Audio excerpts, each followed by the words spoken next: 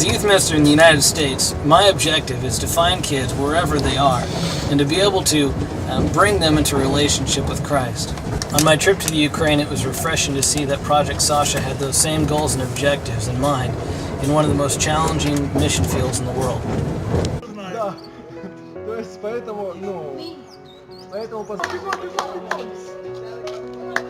I was able to join the Project Sasha staff in going out to find kids right where they are on the streets.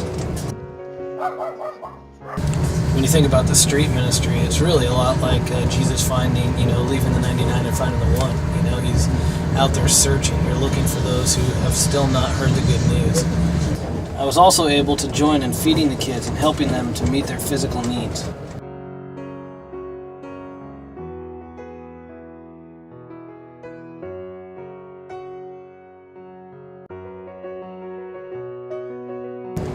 Next, I got to participate in sharing the love of Jesus through activities, song, teaching, and example.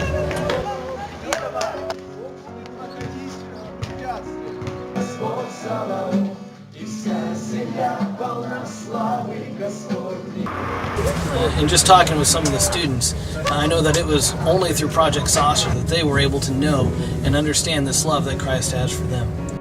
And I also learned ways that the Project Sasha staff are serving as advocates for neglected children so that they can return to school and have a future.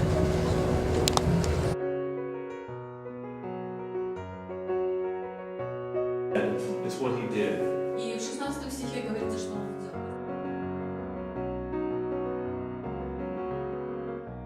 сделал. I just realized yesterday that this is pretty close to the 10th anniversary of my first trip to Ukraine.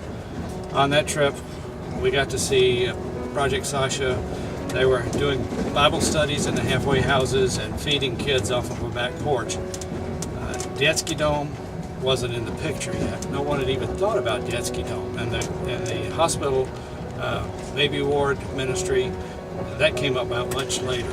But the Детский дом particularly, I remember visiting it in 2000, the first year that we actually had a plan there. And going through that building, and I know as we swept and cleaned, several of us thought this is never going to be anything. How can anybody make a children's home out of this rubble here? We go back this year and see the families that are there. We've got 2 families with 20 children between them, and they're living in that building. They have huge, nice, roomy, spacious, clean apartments to raise these children.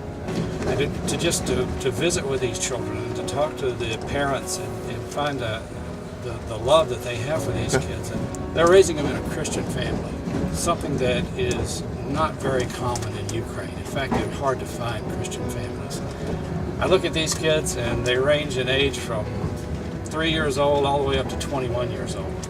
And you think that, in 15 years from now, all these kids are going to be young adults. They're going to be mamas and papas. They're going to be ready to start their own family, and it's going to be Christian families in Crimea, a place where there's not a lot of Christian families. All right. As exciting as it is to look around and see what's going on today, it's even more exciting to stop and just take inventory of what we've got and realize the potential for this ministry that's still to come.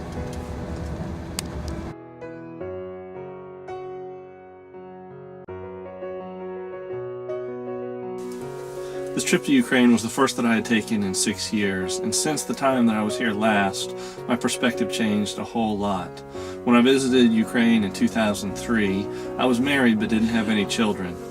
This year in 2009, I have 4 small children at home, and it was hard to leave them, but it was even harder to see some of the things that I saw while we were in Crimea.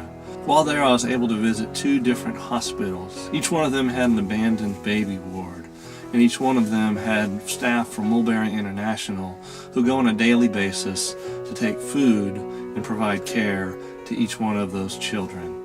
Because what Mulberry is doing there, kids that have no food now have food. Kids that have no family now have family. Kids that have no hope now have hope.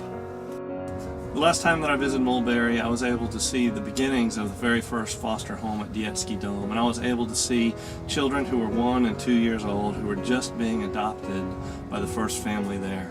On this trip, I was able to see those same kids as 7 or 8 year olds who were happy, who were playing, who were safe, and who were living in the kind of family that any of us would want our kids or our grandkids to grow up in. A family that knows and shares the love of Jesus Christ.